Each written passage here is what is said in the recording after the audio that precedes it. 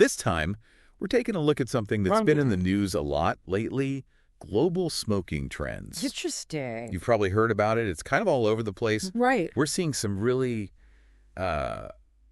surprising, I guess you could say, patterns in terms of who's smoking. Absolutely. And where they're smoking, and the differences between genders is pretty fascinating. Yeah, and I think the most fascinating part is how it's changing. Yeah, that's what we're going to try to uncover today, right? That's right.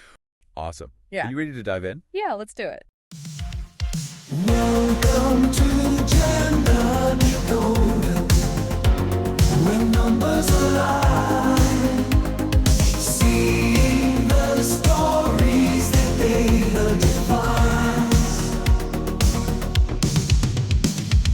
Breaking the barriers, truth untold, insights in gender, the data falls.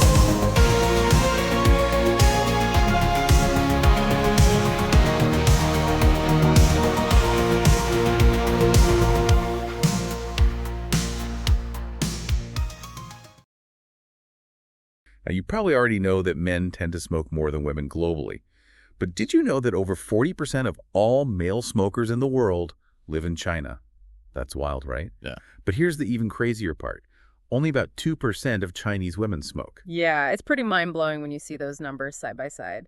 But what I find most fascinating about this whole topic is that it's not just about the stats themselves. It's about understanding all the forces at play, the cultural factors, the economic realities, and even historical trends. All these things come together and shape these global smoking patterns. It's like a giant puzzle we're trying to piece together. And we've got this global map of smoking rates right in front of us. Yeah. And one thing's for sure, in almost every country, men are lighting up way more than women. So the question is, why? Well, one of the biggest pieces of the puzzle has to do with how different cultures view smoking, especially when it comes to women. You mean like whether it's socially acceptable or not for women to smoke? Exactly. In many cultures, especially in parts of Asia and the Middle East, there's a huge stigma around female smoking. So it's like this unspoken rule. Yeah. Smoking is just not seen as ladylike in those societies. Yeah, pretty much. It can even lead to women being isolated or having their freedom restricted. Wow, that's intense. But are there any other cultural factors at play here? Well, in some cultures, smoking is tied to ideas about masculinity. It's interesting. It's seen as a symbol of strength or resilience, even rebellion in some cases. So men might feel pressure to conform to those expectations. Exactly, especially in social situations. It's amazing how powerful those beliefs can be, how they can really shape people's behavior. But it's not just about social pressure, right? Right. And health concerns must be a big factor too, Yeah. especially for women. Absolutely. Women tend to be more health conscious overall, and they've been the main target of a lot of anti-smoking campaigns. Those campaigns really highlight the risks of smoking for women's health. Especially when it comes to things like pregnancy and reproductive health. Exactly. Those messages really hit home. Yeah. But let's not forget, cigarettes are not cheap. So could economics also be playing a role in this gender gap? For sure. In many lower-income countries, women might simply not have the money to spend on cigarettes. Their budgets are already stretched thin. Yeah, They have to prioritize basic needs for themselves and their families. exactly. So even if there wasn't a social stigma, economics could still be a limiting factor. Absolutely. It's interesting, though, because this is in stark contrast to how tobacco companies used to market their products. Yeah, absolutely. For decades, they specifically targeted men with their advertising. You're right. They used images of rugged cowboys and successful businessmen. It was all about linking smoking with masculinity and achievement. And creating that cool image. Exactly. Those classic images are still so vivid in my mind. It's pretty amazing how they shaped public perception for so long. It's a completely different picture from the health warnings we see today. It really is. Speaking of contrasting pictures, this map of smoking habits is really interesting. It clearly shows that men dominate in most countries. That's right. But there are some exceptions that really stand out. Oh, yeah, definitely. Like Nauru, for example. Right. In Nauru, women smoke at the same rate or even higher than men. Yeah, that's a fascinating anomaly. What could explain that? Is there something unique about their culture that makes female smoking more acceptable? Well, it's probably not a simple answer. It's likely a combination of factors. Nauru, like a lot of island nations, has gone through a rapid westernization. And gender roles have shifted significantly. So as more women entered the workforce and took on roles traditionally held by men, they may have adopted some of those habits as well. Exactly, smoking being one of them. It's interesting how those shifts can have unintended consequences. But let's not forget the tobacco industry itself. They definitely played a role in shaping these global trends. How so? Well, they've aggressively targeted new markets, especially countries with weaker regulations. Makes sense. And they often tailor their marketing specifically to appeal to women. This can lead to higher female smoking rates in places where awareness of the health risks is lower. It's a constant battle between public health and profits. It really is. But you know what's really mind-blowing? Some of the facts we found during our research. Oh, I'm all ears. Well, we already talked about how China has a huge number of male smokers. But did you know that there was a time when women in some Western countries smoked almost as much as men? Really? I didn't know that. It's all connected to the history of cigarette advertising. I'm curious to hear more. In the early 1900s, cigarette ads were almost exclusively aimed at men. They portrayed smoking as a symbol of masculinity and rugged individualism. Yeah, I can picture those ads. But things started to change around the middle of the century. How so? Suddenly you had these catchy slogans like, "You've come a long way, baby." Oh, yeah, I remember those. They were specifically designed to appeal to women. Wow, that's pretty sneaky. It's a prime example of how marketing can manipulate perceptions. Absolutely. It really highlights the fact that individual choice isn't the whole story. Right. These campaigns were intentionally crafted to exploit those changing social norms. They were trying to link smoking with female empowerment and liberation, cleverly aligning it with the feminist movement of the time. It's fascinating how public perception of smoking, for both men and women, is constantly evolving and being influenced by so many different factors. Absolutely. It's a complex interplay of forces. And speaking of evolving trends, there's one that's particularly concerning. Teenage girls in some countries are taking up smoking at an alarming rate, Oh, wow. even though smoking rates among adult women are staying relatively low. That's not a good sign. It could mean that we might see a shift in this gender gap in the future. And not in a positive direction. Exactly. It just goes to show that we can't afford to be complacent. The tobacco industry is constantly adapting its strategies. And public health efforts need to keep up. Absolutely. It's a constant battle. But here's a fact that really surprised me. You ready for this? Hit me with it. Higher income women are actually more likely to smoke than lower income women. Interesting. But here's the kicker. The exact opposite is true for men. Wow, that's a real twist. It really challenges the assumption that smoking is mainly a problem in lower socioeconomic groups. Right. Clearly there's more at play here than just income or education level. Exactly. And that's what makes this whole deep dive so fascinating. We're peeling back the layers to reveal the complex interplay of factors driving these gender differences in smoking. And we're just getting started. Yeah, it really highlights how important it is to look beyond those simple explanations, to really consider the full spectrum of influences at play here. But let's dive a little deeper into why these patterns exist. We've talked about social norms, cultural expectations, and economics. Now let's explore those 5 key reasons we've identified that are driving these gender differences in smoking, starting with cultural and social norms. So, how do these norms, particularly surrounding masculinity and perceptions of female smoking, shape these global trends? Well, we've already touched on how smoking can be deeply intertwined with ideas about masculinity in certain cultures. Men might feel pressured to smoke, to fit in with their peers, or to project an image of strength.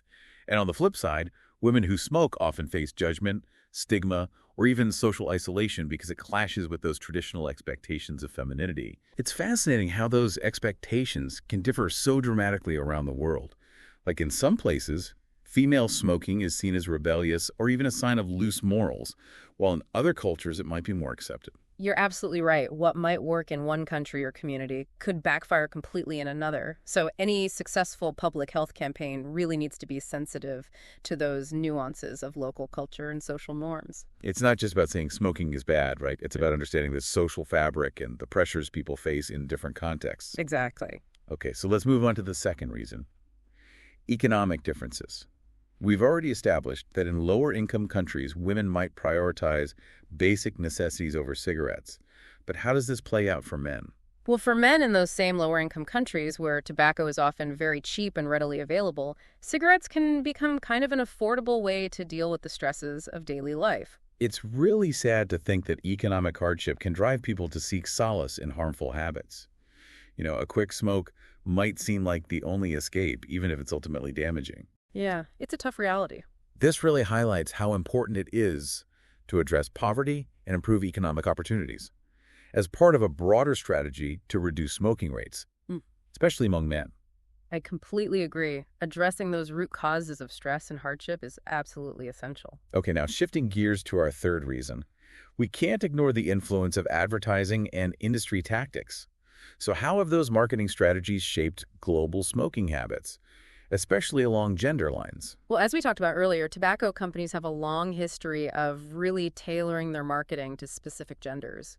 Historically, they heavily targeted men, linking smoking with masculinity, success, even rebellion. Oh yeah, those old cigarette ads, they really played into those aspirations, didn't they? They did. But as regulations tightened in many Western countries, the industry kind of shifted its focus, right? Exactly. They set their sights on new markets, places with weaker regulations, particularly in low and middle income countries. And their tactics evolved, too. They started targeting women more directly, trying to capitalize on the feminist movement by framing smoking as a symbol of progress and independence. Like those "You've Got a Long Way, Baby" campaigns. Exactly. They were so effective at reframing smoking in a way that appealed to women. They were incredibly effective. It's a stark reminder of how adaptable and manipulative those marketing strategies can be. It's a real challenge for public health officials to keep up and counter those tactics. Yeah, it's like a constant arms race. Yeah. Okay, let's move on to reason number 4. Policy and regulation.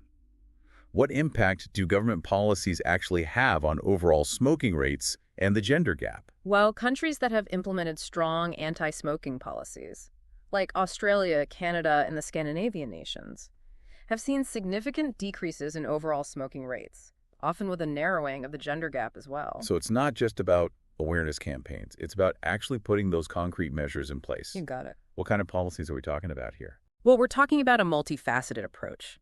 Things like higher taxes on tobacco products, comprehensive bans on smoking in public places, graphic warning labels on cigarette packs, restrictions on tobacco advertising. So it's about making it less appealing, less accessible, and less socially acceptable to smoke. Exactly. It's really encouraging to see that governments can actually take these steps to curb this global epidemic. It's a step in the right direction.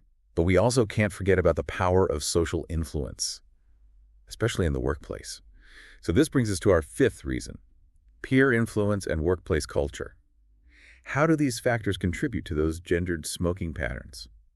Well, smoking often becomes ingrained in workplace culture, particularly in industries where taking smoke breaks is the norm. For men, this can create a sense of camaraderie and belonging, reinforcing that association between smoking and masculinity. So it becomes a bit of a ritual, like a way to bond with colleagues and de-stress from work. Right. But it's not always the same experience for women, is it? Not necessarily. While women in high-stress environments might also pick up smoking as a way to cope or fit in, they often face more judgment and stigma for doing so. So it creates this difficult situation for women. Yeah, where they might feel pressured to smoke, to be part of the social scene. But then they also face negative perceptions for engaging in what's often seen as unfeminine behavior. It's a real double bind. It is. It speaks to the need for healthier workplace cultures, ones that provide support and stress management resources for everyone, regardless of gender, without resorting to harmful habits like smoking. I couldn't agree more. But let's zoom out for a moment. Look at the big picture here. We've covered a lot of ground today, exploring this complex interplay of factors driving those gender differences in smoking. So what are some key takeaways you want our listeners to walk away with? Well, the most important takeaway is this. These striking differences we see in smoking between men and women aren't simply due to biological factors.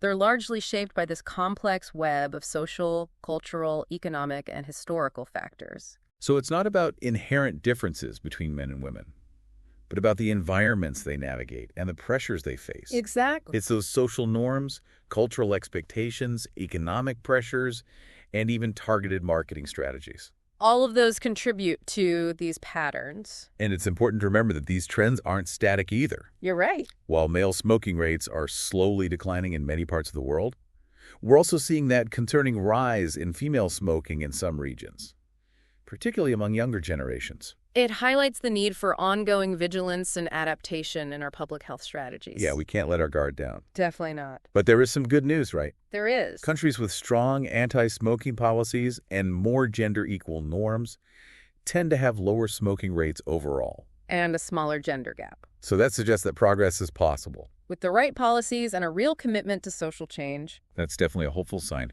But I'm curious, do you see these gender trends shifting even more dramatically in the future? Could we actually see a world where women smoke more than men globally? That's a tough question. While it's impossible to predict the future with certainty, I think a complete reversal of the gender gap is pretty unlikely in the near future. Those deep-rooted cultural norms and historical factors we've talked about will likely continue to shape smoking patterns for years to come. So those beliefs and habits don't just disappear overnight, They don't, but things are constantly evolving. of course.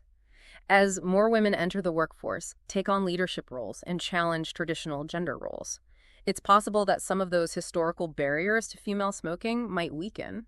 So we might see a narrowing of the gap. Yeah, as gender roles continue to evolve.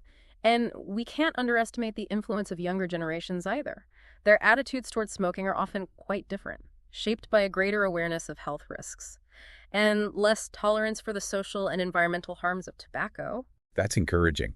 If younger generations are leading the charge for a smoke-free future, that's a good sign for public health overall. It is a positive sign. But it's also crucial to remember that the tobacco industry is always adapting. They're constantly refining their strategies to target new markets and appeal to younger demographics. It's an ongoing battle. Requires constant vigilance. Absolutely. It's a challenge for sure. It requires a real collective effort and some outside-the-box thinking to truly tackle this issue. But what about some specific approaches? What do you think holds the most promise for creating a smoke-free future? Well, one area that I think needs more attention is addressing the root causes of smoking. Things like stress, poverty, social inequality. If we can build a society where everyone has access to education, economic opportunities, and healthy coping mechanisms, we can start to chip away at those underlying drivers of tobacco addiction. I see what you mean, creating environments that support well-being, instead of pushing people towards those harmful habits. But what about the role of technology in all of this? Could it play a part in creating a smoke-free future? Oh, absolutely. We're already seeing some really innovative approaches using technology to help people quit. Like what? Well, there are smartphone apps that provide personalized support, wearable devices that track smoking patterns, even virtual reality programs that can simulate the experience of quitting and help people develop coping strategies. Wow, that's amazing. It's pretty cool. It sounds like technology can offer a level of personalization and support that wasn't possible before. Yeah, it's really exciting to see how technology can be used in this way. What about the role of education? How can we make sure young people really understand the risks of smoking and empower them to make informed choices? Education is key. We need to start early, teaching kids about the health consequences of smoking in ways that are engaging and age-appropriate. Yeah. And we also need to equip them with the critical thinking skills to resist peer pressure and those manipulative marketing tactics we talked about earlier. It's about empowering them to become advocates for a smoke-free world. Exactly. And speaking of advocacy, what role can individuals play in all of this? How can they help create change? Well, I think every voice matters. Individuals can support organizations working to reduce tobacco use, advocate for stronger policies in their communities, and most importantly, talk to their friends and family about the dangers of smoking. Change really starts with those conversations and raising awareness. Yeah, it's about shifting those social norms and expectations. Yeah. Creating a culture where smoking is no longer seen as normal or acceptable. Exactly. So the future generations can grow up in a world where tobacco use is a relic of the past. That's the ultimate goal, and I believe it's achievable if we work together. I love that. It's a vision worth striving for. Well, I think that's a perfect note to end on. To all our amazing listeners out there, we hope this deep dive has shed some light on this complex world of gender and tobacco use. We encourage you to continue exploring this topic, ask questions, and be part of the solution. Remember, knowledge is power. The more we understand about the forces driving tobacco use, the better equipped we'll be to create a healthier, smoke-free future for everyone. Couldn't have said it better myself. Yeah. That brings us to the end of our deep dive. Until next time, stay curious, keep learning. And as always, thanks for joining us.